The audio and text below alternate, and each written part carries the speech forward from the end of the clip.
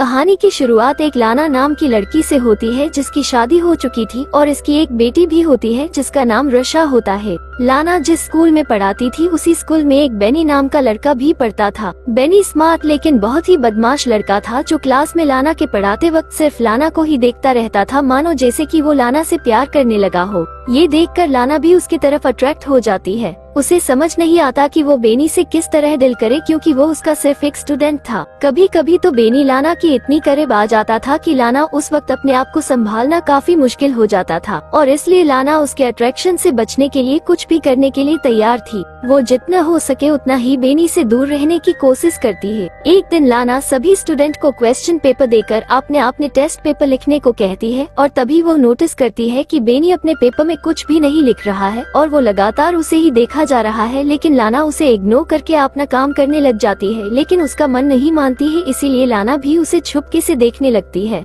लाना अब क्लास खत्म होने के बाद अपनी बेटी को लेने के लिए उसके स्कूल जाती है और वो दोनों गाड़ी में बैठते ही तो तभी लाना बेनी को देखती है जो अपने डॉग के साथ होता है और लाना उसे थोड़ी देर देखती है, उसके बाद वो वहाँ से चली जाती है। अब अगले दिन क्लास में जब लाना पढ़ा रही थी तभी वो देखती है कि दो लड़कियाँ अपने फोन देखकर हंस रही थी। ये देखकर लाना उन लड़कियों को क्लास में मोबाइल चलाने से मना करती है, लेकिन उन लड़कियों ने लाना के बात नहीं मानती, इसीलिए लाना ने उनका फोन छीन लेती है और क्लास खत्म होने तक अपने साथ ही रख लेती है और क्लास खत्म होने के बाद उसका फोन वापस कर देता है। लेकिन एक लड़की ने लाना को गाली देती है और वहाँ से चली जाती है। जब ब्रेक के टाइम में लाना कॉफी पी रही थी तो तभी उसकी नजर अचानक बेनी पर पड़ती है जो उसी लड़की को काफी परेशान कर रहा था जिसने लाना को गाली दी थी। वो उसकी बैग से सारे किताब निकालकर बाहर फेंक देता है और उसकी साइकिल भी उठाकर फेंक देता है। ऐसा लग रहा था कि बेनी को पता चल गया है कि लाना को उस लड़की ने गाली कर लिया, इसीलिए वो उसे परेशान कर रहा था।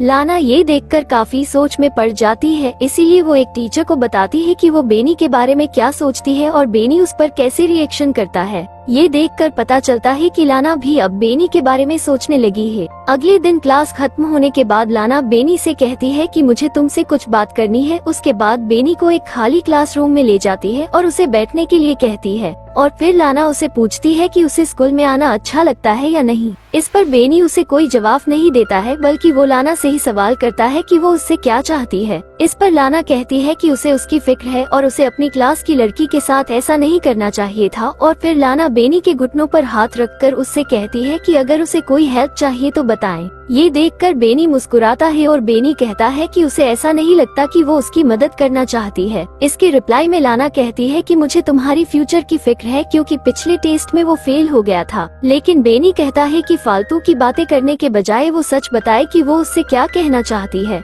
उसके बाद लाना काफी घबराया जाती है और वो यहाँ से चली जाती है। अब अगले दिन क्लास खत्म होने के बाद सभी बाहर चली जाती है और लाना देखती है कि बेनी का बैग नीचे गिरा हुआ है। उसके बाद वो बेनी के बैग उठाती है और आसपास देखती है और वहाँ पर कोई भी नहीं होता है, जिसके बाद लाना बेनी के बैग से स्वेटर को निकालती है और उसे सूंघकर वापस उसी के बैग में रख देती है। इसके बाद वो वॉशरूम चली जाती है और वो पानी पीने लगती है और फिर वो जैसे उड़ती है तो तभी वो अपने सामने बेनी को देखकर काफी नर्वस हो जाती है। यहाँ पर बेनी उसके बाएं पार्ट को पकड़ लेता है, लेकिन लाना ने उसके हाथ को वहाँ से हटा देती है, पर बेनी मुस्कुराते हुए दोबारा वहीं पर हाथ रख देता है और आगे बढ़कर उसके गर्दन पर किस करता है और फिर लाना भी उसके बाहों में खो जाती है। लेकिन तभी उसे होश आ जाता है और वो बेनी से कहती है कि आज के बाद से उन दोनों के बीच ऐसा कुछ भी नहीं होना चाहिए और उसे धमकी देती है कि इसके लिए उसे स्कूल से निकाल भी दिया जा सकता है। उसके बाद लाना यहाँ से जाने लगती है, तभी बेनी कहता है कि वो भी ये सब करना चाहती है, पर लाना कहती है कि वो अपने किसी भी स्टूडेंट से प्यार नहीं कर सकती। फिर अगले दिन बेनी लाना को क्लास खत्म होने के बाद अकेले में मिलने के लिए कहता है, लेकिन लाना उसे मना कर देती है और फिर लाना उसे कहती है कि पिछले दिनों उनके साथ जो कुछ भी हुआ उसके लिए वो शर्मिंदा है और वो बेनी से कहती है कि वो उसका ख्याल अपने दिल से निकाल दे।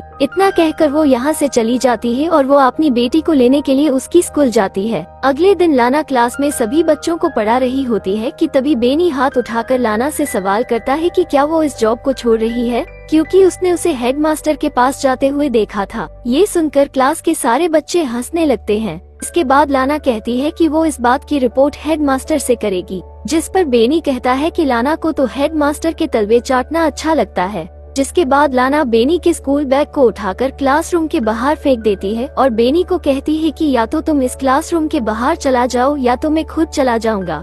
तभी यहाँ पर एक बच्चा ने लाना के ऊपर डस्टर फेंक देता है। ये देखकर लाना यहाँ से चली जाती है। इसके बाद लाना अपने घर में अपनी बेटी को पढ़ा रही होती है कि तभी उसके मोबाइल में कॉल आता है, लेकिन जब लाना फोन को उठाती है तो दूसरी तरफ से कुछ भी रिप्लाई नहीं आता है। अगले दिन जब लाना स्कूल में जाती है तो क्लास में बेनी अकेला बैठा देखकर काफी डर जाती है और वो काउंटर पर जाकर कहती है कि आज उसकी तबीयत खराब है। इसके बाद वो घर चला जाती है। लाना रात के डिनर के समय उसका पति जैक लाना से पूछता है कि आज के दिन कैसा रहा, लेकिन लाना जैक से झूठ बोल देती है कि उसका सारा दिन स्कूल में ही बीता और उसने स्टूडेंट के एग्जाम पेपर भी चेक करती रही। अगले दिन वो अपने बेटी को स्कूल में छोड़ने के बाद वो काम पर नहीं जाती है और एक नदी के पास जाकर बैठता है। इसके बाद वो एक म्यूजियम में चली जाती है और फिर वो वहाँ रखी पेंटिंग को देखती रहती है, लेकिन तभी अचानक उसकी नजर बेनी पर पड़ती है। उसे वहाँ देखकर लाना काफी घबरा जाती है और जल्दी वहाँ से भागने की कोशिश करती है, लेकिन लिफ्ट में उसकी मुलाकात बेनी से हो जाती है और बेनी लाना से कहता है कि वो उसे मिस कर रहा था।